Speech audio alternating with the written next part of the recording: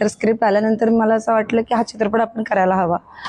ह्या चित्रपटातून बरंच अवेअरनेस होणार आहेत आणि 4 महिने मी बिग बॉसच्या घरात होते. त्या काळात काय झालं ह्या गोष्टीची मला जराही कल्पना नव्हती आणि आल्यानंतर जेव्हा समोर आलं की असा विषय आहे जो भोंदू बाबा घरात ज्याने पूर्ण महाराष्ट्र हलवून टाकलं. त्याच्यामुळे ज्या गोष्टी घडल्या, ज्या महिलांवर अत्याचार झालेले आहेत, बऱ्याच महिलांचा संसार उद्ध्वस्त झालेत. या श्रद्धाच्या मधल्या जी लाईन असते ती लाईनच सगळ्यांनी क्रॉस करून टाकली. आणि त्याच्यामुळे जेव्हा मला कळलं तेव्हा स्वरूपचा फोन आला आणि तेव्हा मला कळलं की असा चित्रपट आहे आणि हा चित्रपट आपल्याला करायचा आहे. तर मी थोडा विचार केला, पण विचार केल्यानंतर मला असं वाटलं की त्या दरम्यान जेव्हा फोन आले तेव्हा एक फोन आला मला अचानक आणि थोडंसं ते अशा पद्धतीने फोन होता की जसं की हा मी चित्रपट करू नये. मला दबाव देण्यात आला की तुमचं राजकीय करिअर उद्ध्वस्त होईल, तुम्ही हा चित्रपट न करणं उत्तम राहील. तर मला तो असं वाटलं की हा दबाव माझ्यावर का टाकतात. मी हा निगेटिव्हिटीला पॉझिटिव्हिटीमध्ये शिफ्ट केला आणि असं वाटलं की आपण हा चित्रपट करायला पाहिजे. हा चित्रपट करून लोकांबरोबर समोर जे काही खरं आहे ते आणलं पाहिजे. दबाव का धमक्यांचे फोन आहे? धमकी प्लस दबाव, म्हणजे दबावलाच धमकी म्हणतो आपण, कारण की हा करू नये म्हणून जो दबाव दिला जातो, धमकी दिली जाते की तुमचं राजकीय करिअर उद्ध्वस्त होईल, ह्याला आपण धमकीच म्हणतो.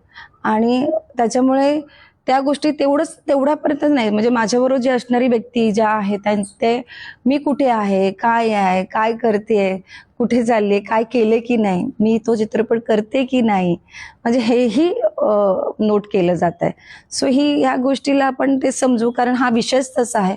हा कुठे ना कुठेतरी त्या राजकीय प्लॅटफॉर्मवरचा विषय असल्यामुळे आणि ह्याच्यात बरेच जण इन्व्हॉल्व असल्यामुळे कुठे ना कुठेतरी हा प्रयत्न आहे की हा चित्रपट न होण्याचा. एक महिला नेत्या आहेत त्यांच्याकडनंच येत आहेत. आता हा जो महिला नेता, ज्या कोणी नेता म्हटल्यानंतर की ते राजकीय बॅकग्राऊंड आलं, मग ते कुठलेही असू शकते, कुठल्याही पक्षाचे असू शकतात, कोणीही असू शकतं, पण हे महिला नेत्या आहेत आणि त्यांच्या बॅकग्राऊंड मधूनच हा कॉल आलेला आहे. ज्यांची तुम्ही भूमिका साकारताय त्यांच्याकडनंच काय फोन येतात का? नाही, असं आपण नाही सांगू शकत की कोणाचा फोन येतोय, पण वेळ आली तर तेही नाव मी लवकरच डिक्लेअर करेन. पण आतापर्यंत तेवढा फोन करून थांबलेत, त्यामुळे मी वाट बघते की दुसरा कॉल येण्याचं, की आता मी चित्रपट साईन केलेली आहे आणि चित्रपट करते आणि हे कन्फर्म झालेलं आहे की मी फिल्मचं शूटिंग करते आणि शूटिंग आमचं ह्या महिन्यात फ्लोअरला जाईल. त्यामुळे आता परत जर त्यांचा फोन आला किंवा जरा पण मला कुठेतरी वाटलं की इथे काहीतरी गडबड होते, तर मग मी नक्कीच नाव ओपन करेन.